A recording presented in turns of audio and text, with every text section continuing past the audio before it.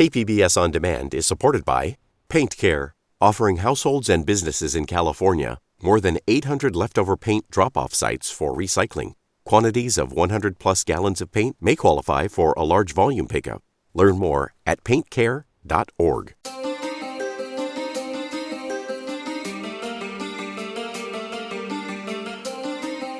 Welcome back to another edition of the KPBS Cinema Junkie podcast. I'm Beth Accomando.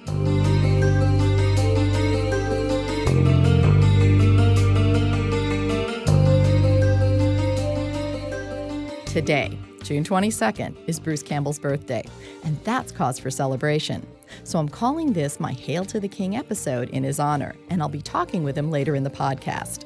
I encourage everyone to celebrate by watching his movies, reading his books, or catching up on the Ash vs. Evil Dead show. Whatever, just enjoy the day, and don't forget, shop smart.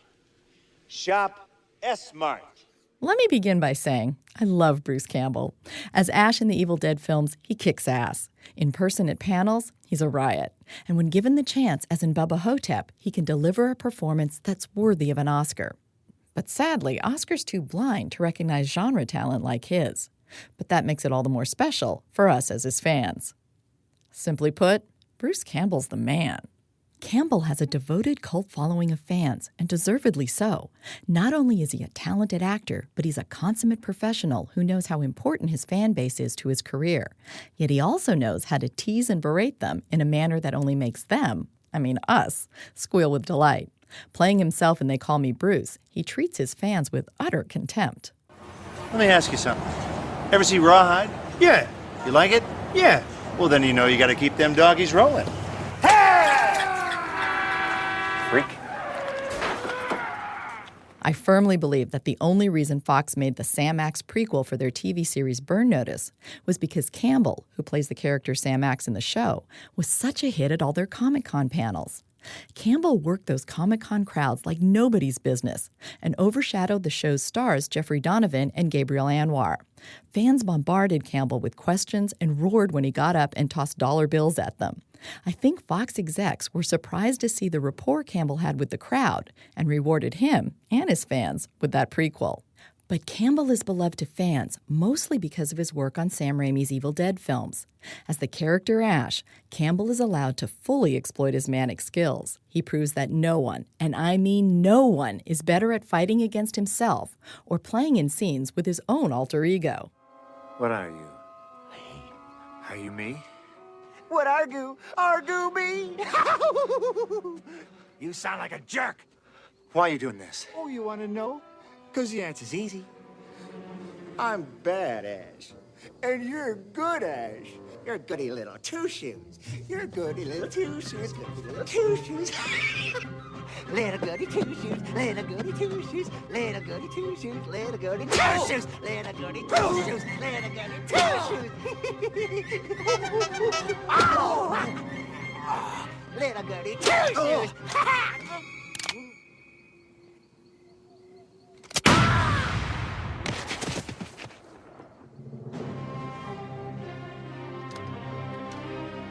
I ain't that good. And no one delivers one-liners like Bruce. Here's a sampling of his wise-ass remarks in Army of Darkness as Ash finds himself sent back in time and fighting witches, demons, and the undead. Well, hello, Mr. Fancy Pants. I got news for you, pal. You ain't leading but two things right now. Jack and shit. And Jack left town.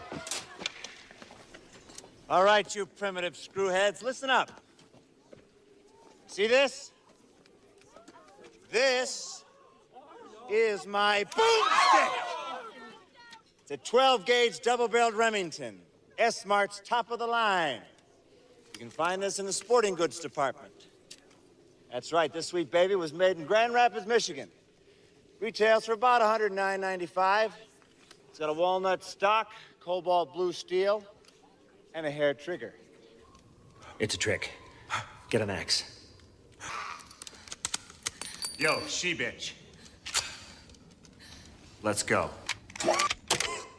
Groovy.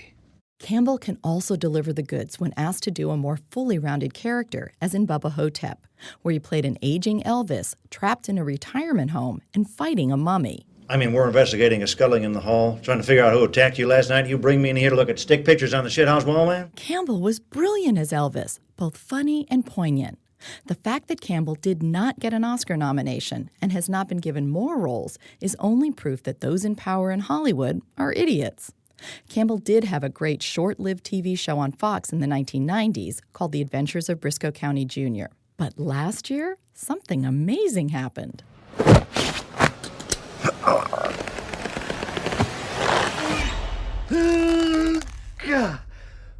Yeah, looking good.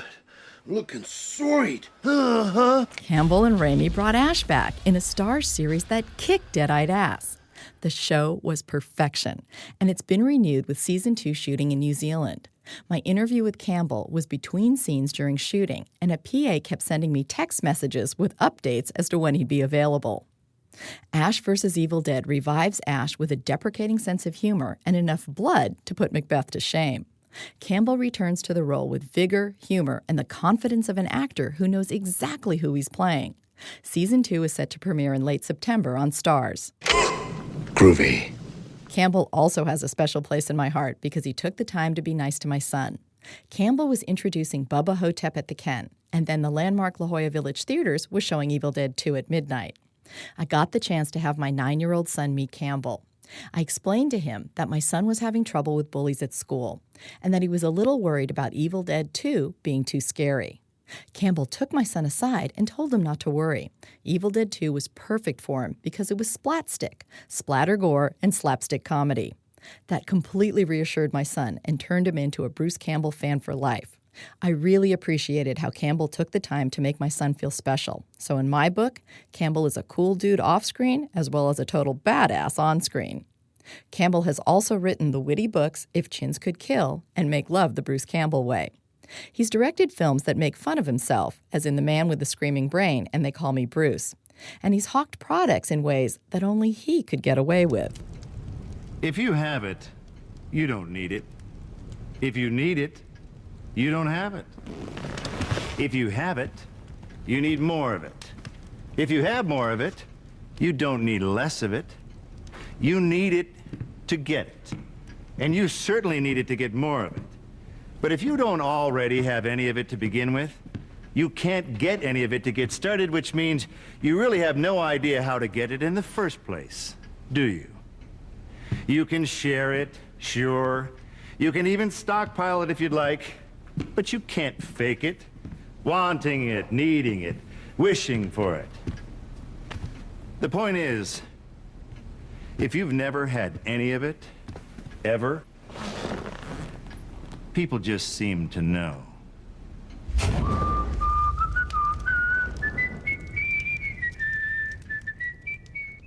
He can also be heard in video games like Spider-Man. Okay, now doing whatever a spider can doesn't come without practice. Use this area to work on maneuvering in the air. Holding down the web swing button will make you go faster, but look, you're going to have a lot less control. But he wants to be clear. He's not a gamer. He's just an actor doing his job, but that doesn't stop fans from hounding him with questions about what his favorite video game is or for gaming tips. I began my interview with Bruce Campbell by asking him if having a birthday prompted him to reflect on his career in any way. Yes, that I'm too old to play Ash. That's pretty much what I've surmised. But the good news is the character's too old to be himself anyway, so it works out fine. Well, it doesn't seem like the public thinks you're too old by any means. No, but I'm just saying physically. I just tore a hamstring, and my knees are going, and it's not like the old days. So I think I'm going to crawl across the finish line for this season. It's been a very, very busy season. Oh man. No CGI to the rescue for this? Oh, there's probably plenty of CGI. We use smoke and mirrors, and my stuntman is the busiest man in Hollywood right now. But we're going to get through it. So that's what I think about on my birthday. Evil Dead 2 was 30 years ago. 4 years ago, in this quiet forest, in this cozy cabin, something happened. Something so frightening. Something so deadly. Something so evil. We prayed it would never happen again. Now, from the creator of Evil Dead, comes Evil Dead 2. Swallow your soul! Evil Dead 2. Dead by Dawn. The original Evil Dead was 37 years ago. Now, sun will be up in an hour or so, and we can all get out of here together.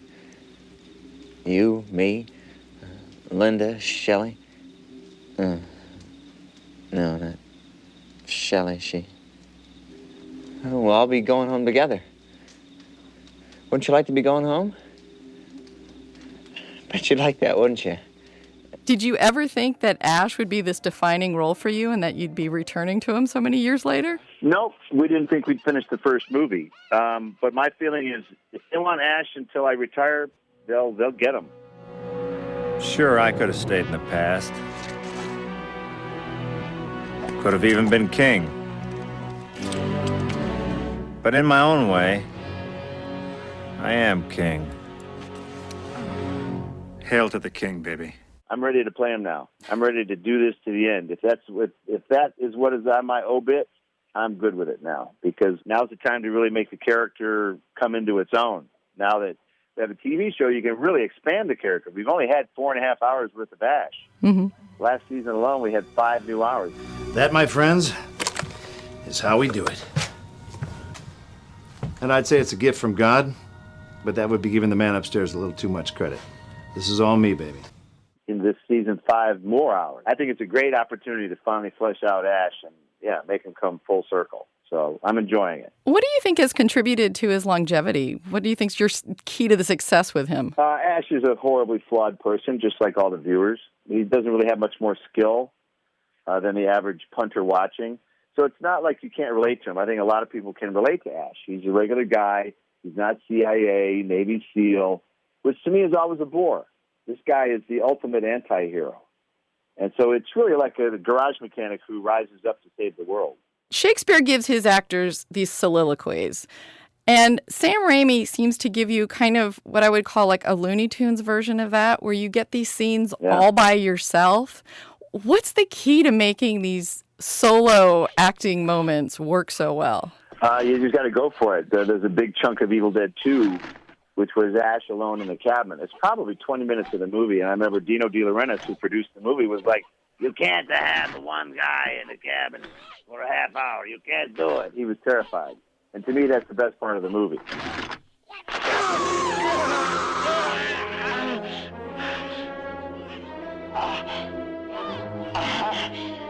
That's right. Who's laughing now?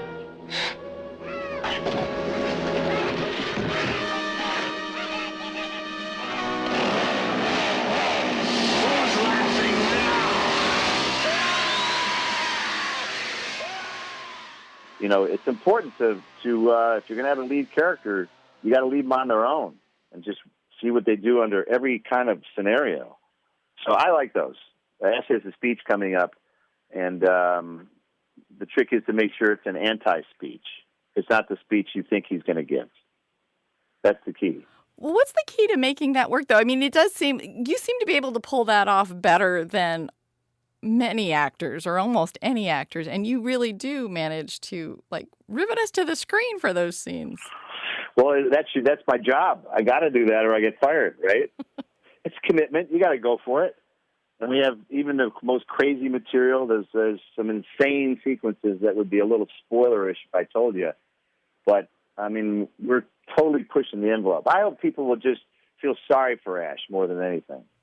They'll sympathize with him because he goes through so much to save the world. He definitely does. So are there roles that you would like to get but people don't consider you for because of Ash and because of like this cult status you have? Well, I will actually never know who doesn't hire me for what reason. You only know who does hire you. So, like, I would never know this. Scorsese goes, "Nah, I don't want Campbell." Like, I would never know if that conversation ever took place.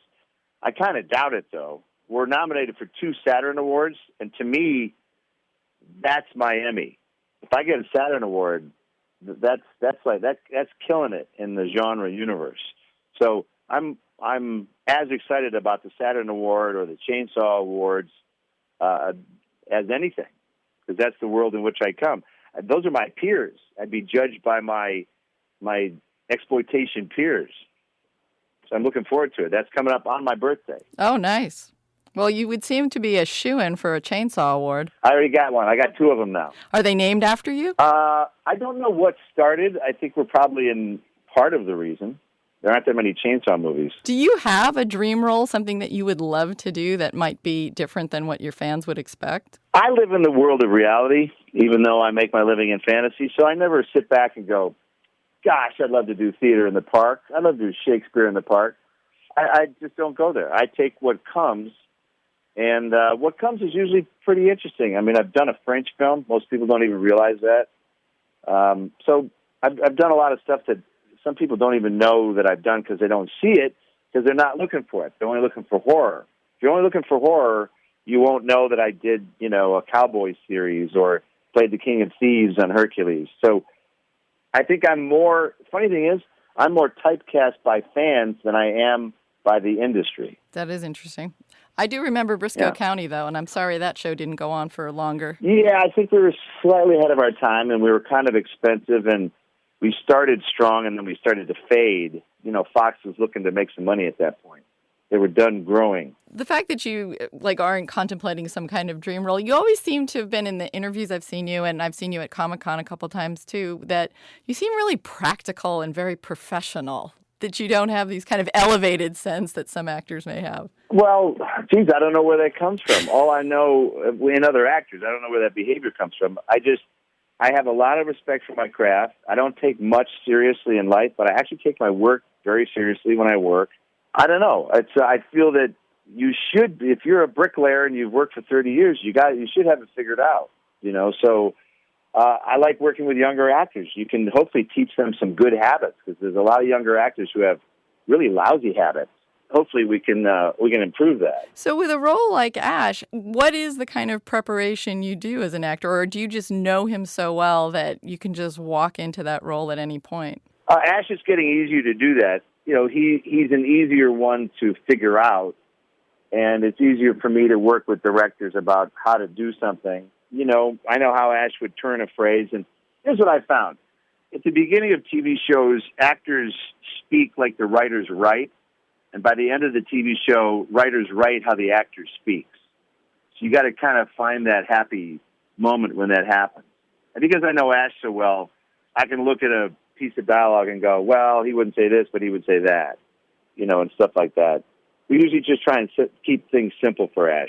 And do you feel that you have some control? I mean, when you did Briscoe County, you probably didn't have a whole lot of control over that series, but do you feel like on this one you've got a real say and that you can influence how it goes? On Briscoe, if we wanted to change a single line, we had to make a phone call.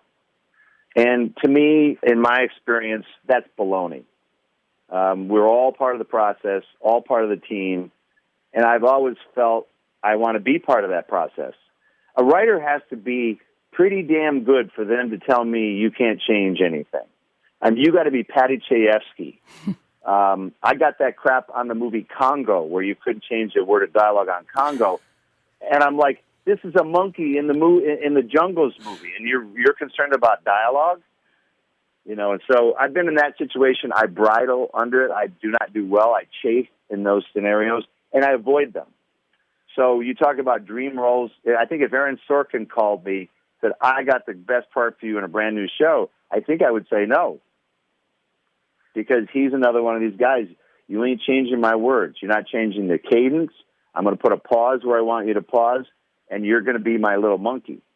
And I've always fought that. And so now if I smell it coming, I just avoid it. So I probably won't work on any other TV show where there's any restrictions on what comes out of my mouth. And if this is the last one that I get to do that, the first and last, then at least I can say I've done it. So it's all about creative freedom. We're in a creative industry, and we forget that. Nobody gets to trump anybody else. Director doesn't get to trump an actor doesn't get to trump a writer. We're all trying to make a given scene work. And so it's not about protecting the writer's precious words. It's about what does the scene need to work. And writers sitting in their little cubicles, they don't always know what's best. Writers haven't even been on set.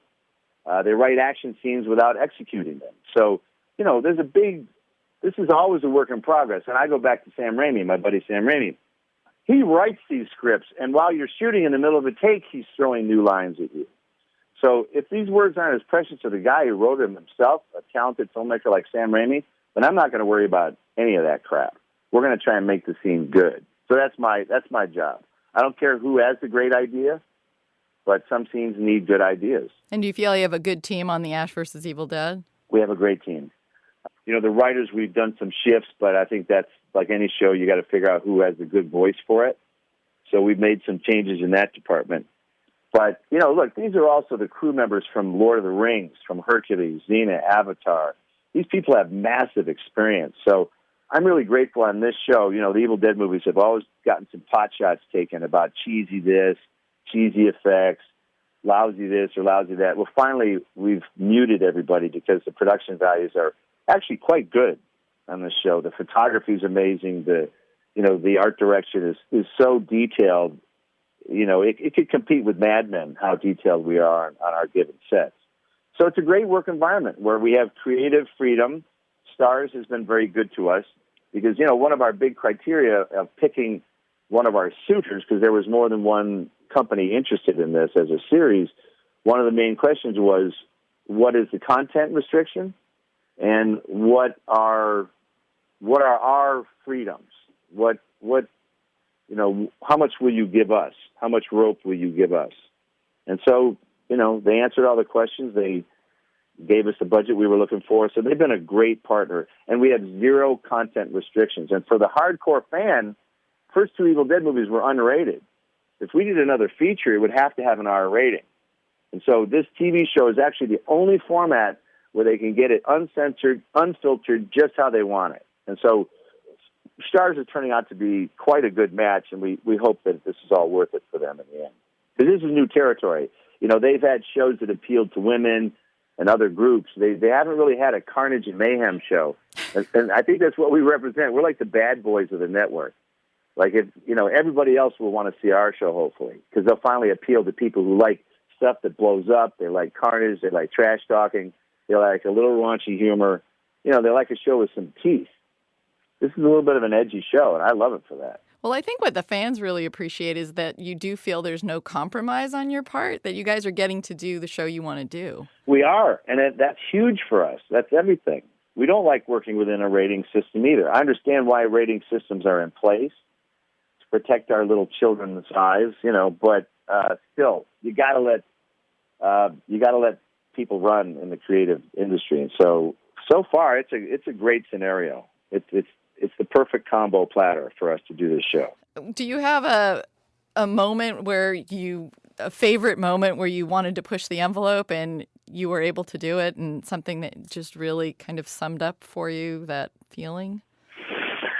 Well, the other day, we had Ted Raimi back this season, and he's reprising a character that I think I can't mention, but we were back on set. He was playing this character from 30 years ago, and I'm still playing Ash, and he was still playing this character. We were joking about how far our careers have gone in 30 years, that here we are, same set, same outfit, same character, but we're still talking the same trash talk and still making up lines. Ted is a font of ad-libbing, so we just fell right back into it. As soon as I heard him speak like this character, I just burst out laughing. I'm like, that's the exact sound I heard 30 years ago. So we have a lot of weird moments on set. Well, I just went to a midnight screening of Evil Dead, and wow. The majority of the audience had not seen it. So I think you're creating like this whole new generation of people because of the TV show that came out to, actually see it on a big screen, which was kind of fun. It is weird how that works because people are like, what is this show? And then they find the show. They go, what? They did these weird movies years ago? Yeah, it can be fun for them to go back and check them out. We hope that's the case. Well, and it's fun to see it with an audience where there are first-timers and you've got people who are going like, no, don't do that. Don't open that door. Yes. Yeah. After seeing it multiple times, you look for your favorite parts and things like that, but you forget like what it was like watching it for the first time and how it kind of blows your mind. Yeah, after a while, we used to just watch the audience when we had early screenings of Evil Dead. There was a couple that watched the movie from underneath the jacket. The jacket was covering them both. And they were watching through the sleeve of the jacket. And if anything was too horrible, they would close the end of the sleeve off so they couldn't see it, and then a hand would come out and poof through and open up the sleeve again, and they would sort of roam the screen with their sleeve, but close it off whenever it was too horrible. So whatever you do to survive, a bunch of football players watched it, and whenever they got scared, they started punching each other. I was like, you got scared. No, I didn't. Yes, you did. You were more scared than I was, pussy. So very strange reactions from people. A guy was there with his way too young family. Something horrible would happen. He'd take them all the way to the back row, and whenever something would happen, he'd gather them and run out into the lobby. Then the door would open, and the father would peek back in, and he'd signal them, okay, it's okay to come back in. And then they'd come back in. Something horrible would happen. These people were in and out and in and out. Like, why the hell did he bring those kids? But he had to see it. So I really love the fact he's like, even though I'm warping my children's brains, I got to see this movie. So that's the fandom that we have, and that's what we really appreciate from the show. Our fans are pretty crazy. They tattoo. I got lots of tattoos of Ash on people's bodies. You helped my son to be able to watch Evil Dead 2. He was in elementary school, and you were out here for, I think it was either Bubba Hotep or A Man with a Screaming Brain, and you stayed for the midnight show to kind of introduce it. And my son was a little hesitant, and he got to talk to you, and you said, don't worry, it's Splat Stick. Splat Stick, yep. Smoke and mirrors. It's all rubber and Caro syrup. And that made it all okay, and he laughed so hard, and that is still one of his favorite films now. Good, because the movie's really just ridiculous. There's nothing in there that's going to warp anybody. The first Evil Dead is a little more hard-hitting, but an Army of Darkness, a 12-year-old could watch that movie. Yes, and quite enjoyably. I wanted to just bring up Bubba Hotep, which is one of my favorite films of yours. I really feel you got robbed of... I know you think that the genre awards are great, but you should have gotten an Oscar nomination for that. That was so great. Well, I don't know. Bubba was a weird one. That one just sort of snuck in there. You know, my theory is if you stick around long enough, cool stuff comes down the pike. You know, with any of those movies, again, I'm not looking for any award business. I just like the fact that it resonates with people. You know, you do a lot of movies, they come and they go, and they just disappear. And people go, You know, but Bubba came out when Passion of the Christ came out. So there was the Bubba Hotep line, and there was the Passion of the Christ line. And it was just awesome to look at the two lines and how different they were. And that we could compete with essentially a Hollywood movie as far as the, people who really wanted to see it. So that's all I'm ever glad for, that people remember what you do. And Bubba was one that I think stuck with people. And they're all like, where's the sequel? Where's the sequel? I don't think there's ever going to be a sequel to that because we couldn't agree on a script, for one. And for two, why do you have to? I think it makes the film even more special if that's it, man. That's the only Bubba Hotep. It does make it more special, but that doesn't stop fans from wanting more. I know. I can't blame it for that. Do you have any roles coming up outside of Ash? Yeah, there's when you make these little movies, you never know if they're going to be released or escaped or whatever. There's one called Highly Functional where I play. I'm sort of in the broken down phase of my career. I play broken down characters now. So he's a broken down country western singer who's kidnapped by a kid with Asperger's. So it's a very bizarre road trip movie, and pretty much tailor made. It was, when I read it, I'm like, wow, this guy is like so writing this for me. So it got held up because of some dumb reasons, but I think they're finally finishing it up. So hopefully that thing will come out, But this is so ambitious, this TV show, that when I'm in the off season, I'm either promoting or not looking to do anything. I don't need to jam myself wall to wall anymore. But if something tempting comes your way? Yeah, something tempting, sure. Like the movie Highly Functional. I had other stuff going on, but I was like, yeah, I should do this one. So it's whatever happens in the meantime. But I don't really scour the countryside for work when I'm not working because I'm sick of working. Mm-hmm. The film sounds like pairing you with an Asperger's person would leave you carrying a lot of the dialogue, as you're well suited to. Yeah, it's a weird relationship. But that's what's nice is if you play the low-budget game, you can do a lot more of these weirdo little movies. And the weirdo movies are the cool ones because they don't make compromises. Big Hollywood movies make lots of compromises, and they have lots of chefs in the kitchen making little tiny movies. You don't have to go through all those hoops. You can just make your movie. And to me, creatively, that's way better than these big blockbusters that are, frankly, not that imaginative. Mm-hmm. They stick with a paradigm, and they don't really shift it. They can't really injure your character. Like, Captain America, he's not going to rip a random fart during a scene, but Ash might. And that, to me, makes all the difference. I'm getting paged here. Hold on. Okay. Yeah. All right, they're ready for me. All right. So, Well, thank you for squeezing the interview in. I appreciate it. no problem. Thanks for your time, and stand by for season 2. It's coming at you like a freight train sometime this fall, but they won't let me tell you the date, but I know it. All right. But it's coming. All right. Thanks for your time. And happy birthday. Thank you very much.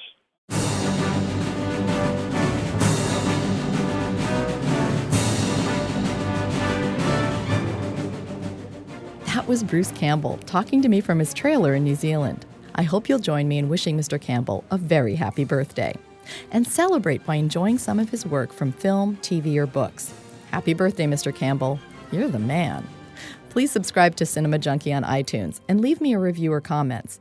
Till our next Film Fix, I'm Beth Accomando, your resident Cinema Junkie.